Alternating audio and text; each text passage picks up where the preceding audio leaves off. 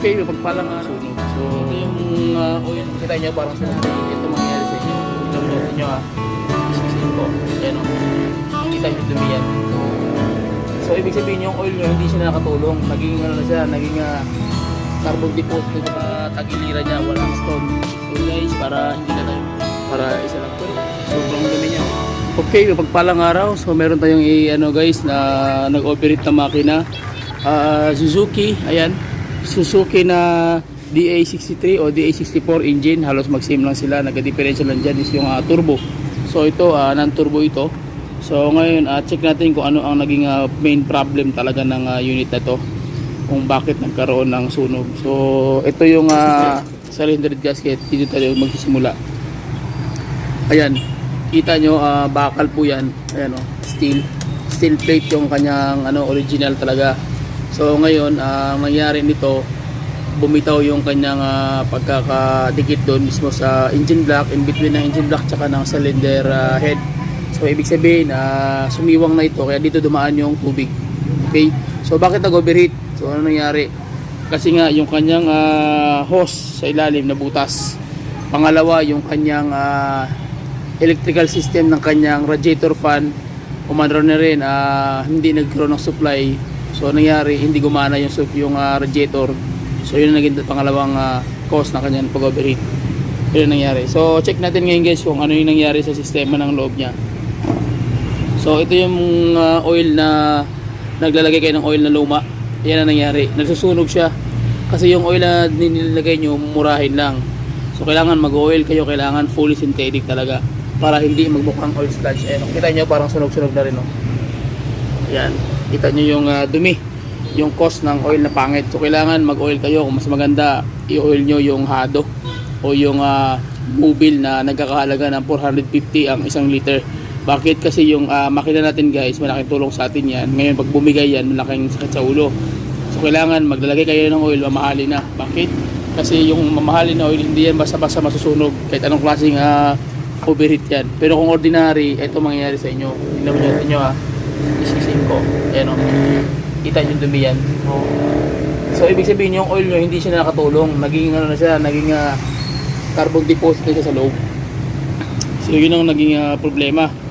Okay, so yun ang mga basic pointers guys kung paano nyo malalaman na ang inyong makina paano condition. So kailangan mag-change oil kayo, yung talagang mahal na oil. Yun talagang masuggest ko. Kung mayroon tag 1,000, bilhin mo. Dahil yung makina mo pag yan ang nasira, ewan ko lang kung maliit yung gastos, malaki dagang gastos ngayon. Lalo na ngayon na mataas ang presyo ng parts, especially ngayong panahon na to na crisis ang mundo. So mahal talaga ang parts guys. So dati ang ganitong unit kaya mo lang magastos mga almost 15,000, ngayon umaabot na ng 30, dumodoble yung gastos. Okay, so yun yung mga basic pointers ko sa inyo guys kung halimbawa kayo ng makina, mag-aalaga. Oil lang. So yung liner nito so far okay pa naman, makita mo na makintab siya. Ayan o, so makintab yung mga tagiliran niya, wala kang makikita ang sugat, di ba? Ayan o. So ibig sabihin buti naka-survive yung liner niya. Okay, and then yung cylinder head na yan, ating ipapaano natin to. Ipapa-resetting natin yung mga barbula. Okay, sobrang dumi. Ayan o.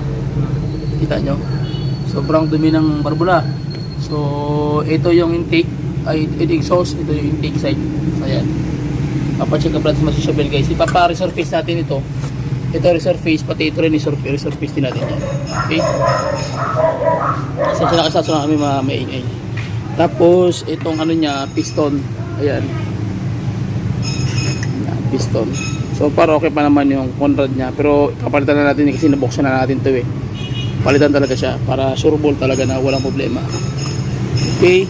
Tapos i-undergo natin ito ng Hado engine treatment guys para hindi na tayo mag-braking. Paglagay ng treatment, diretso na yung takbo. Wala nang yan.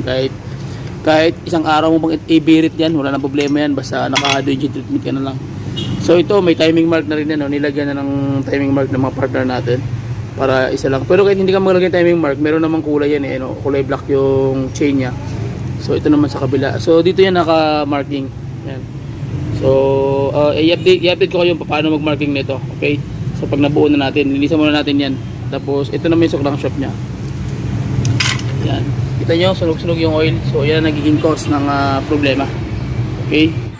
And then pag-usapan naman natin guys yung kanyang issue kung bakit halimbawa nagkukos ng minsan ng engine overheat o engine burn. So check natin guys yung buong pyesa, ano ba na nagiging main cause.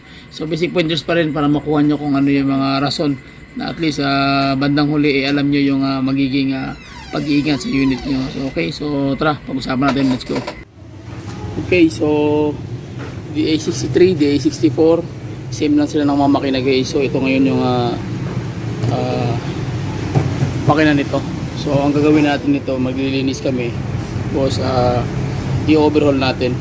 So ano yung basic pointers ito? Tingnan natin yung bad na cost ng overheat yung kanyang engine. Kasi dahil naubusan ito ng oil. So anong nangyari, naubusan ng oil. Although hindi naman siya totally na tawag niya na nagdikit-dikit yung mga pesa. Sobrang baho lang ng makina niya. Tapos yung oil, tingnan niyo yung mga carbon deposit, dumikit na mismo sa kanyang sa engine wall. Kita niyo ayan halos Kaya nag-suggest ako sa may-ari na gusto niya kasi yung palinisan yung loob. Sabi ko, i-open talaga yan, i-disassemble talaga yan para buksan mo yung loob, mapalitan mo lahat ng buong mechanism. So may extra budget yung may-ari, kaya sabi niya okay pa naman yung unit niya. So ang gawin na lang, linisan na lang yung loob, kaya kailangan siyang i-open. Okay, kita nyo, sunog-sunog talaga yung oil, nagdikit. So ang gusto niya kasi bagong-bago talaga yung makina niya sa loob. Bagong bili niya to, may budget naman yung may-ari, kaya yun. Okay, so yun namang pasilip natin guys. So ang gawin natin ito, linisan natin throttle body, ayan. Linisan natin throttle body, yung crankcase o oil pan, yung valve cover, okay, yung main journal, okay, yung timing cover, tsaka timing set na timing chain, ayan, tsaka timing gear, timing guide, okay, piston ring, ayan, and then yung secondary ng kanyang main cap sa ilalim, main cap sa main cap doon sa may kanyang main journal, and then yung block, yan. Kita nyo naman, sobrang dumi, sobrang dugyot, talagang sunog yung oil. Tapos yung kanyang dual overhead camshaft, intake and then exhaust. And then itong kanyang cylinder head assembly. Ito yung cover dun sa may crankcase. Ayan, cylinder head gasket. Ayan. And then cylinder head. So i-resetting to guys. Ipa-machine shop natin to para ma-setting siya ng maayos. Yun lang muna yung mga pasilip natin. Okay, so sa external naman, ito na may alternator nya, pressure plate, pressure pulley. So yan. Okay, so yun lang muna guys, pasilip guys. Tapos nagawa tayo ng video para paano to i-assemble. Linisan muna namin ng maayos para matanggal yung lahat ng dumi. Okay, tapos pag abangan nyo yung pag-assemble nito. Turo ko sa inyo yung mga basic pointers kung paano asimbulin yung ganitong unit. Okay, so okay, ang gawin natin ngayon is linisan muna natin yung kanyang engine para makita natin yung oil sludge, kung gaano ka kapal at gaano ka dumi talaga yung yung gaano ka dikit yung oil sludge na sinasabi ko. So tara, linisan guys para makita natin. So ang ginawa natin ngayon, maglilinis tayo ngayon. Ayan, lilinis natin yung buong mechanism ng kanyang unit. Okay, so sobrang dumi So ang tip ko sa inyo, bakit nagkakaroon ng ganyan na mga carbon deposit o yung oil sludge, kasi nga naglagay kayo ng mumurahing oil. Kaya tingnan nyo guys, nasusunog siya. So kailangan siya talaga siyang linisan talaga. So pangit yung oil na nabili dahil mumurahin. So kailangan yan, bibili kayo ng oil mahal. Okay, guys, so ayan, linisan natin yung block para mamaya konti mag-assemble na tayo. So shout out Brad, ano masabi mo Brad? Ay, shout out sa mga nanonood ngayon. Anong masabi mo sa kanila? Wala akong masabi. Wala akong masabi.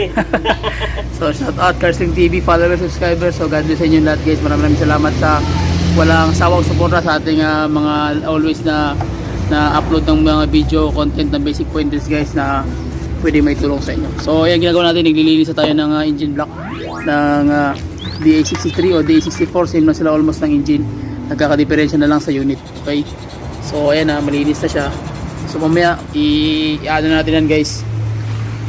So ayan na, malinis na siya. Ito na yung head. Setting na siya, nakabalot pa. Tapos malinis na rin tong yan. So mamaya guys, simbolin na natin yan, bubuuhin na natin to.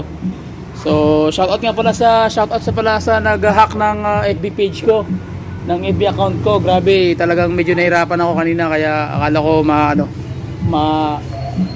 talaga mawawala sa kamay ko, pero napakabuti ng Panginoon dahil na-recover ko siya. Salamat sa Facebook company at hindi ako hinayaan na talagang hindi ko siya ma-recover. Talagang tinulungan ako, ginaid ako ni Facebook, ginamit sila ni God para ma-recover ko yung account ko. So salamat sa nag-hack. God bless sa'yo, Brad. Okay, so simple tayo yung konti guys, yun lang yung masabi ko. Okay, so shoutout sa ating mga mekaniko. Brad, ano masabi mo, Brad? Cars Quick TV, okay mga tira. So ang ating mga bigati, mga itong mga mekaniko. So yan, sa kabila nakalagay Hado. Sa kabila mga mechanic. So yan ang mga apelido nila. Sa likod naman, ayun. Ayan o, Cars Clean Auto Repair Shop. So dito lang po yan sa Barangay Labangan. Yan. Okay, so shoutout sa ating lahat. So maraming salamat sa inyo guys. Please subscribe to my YouTube channel, comment down below, and bye bye and God bless. See you.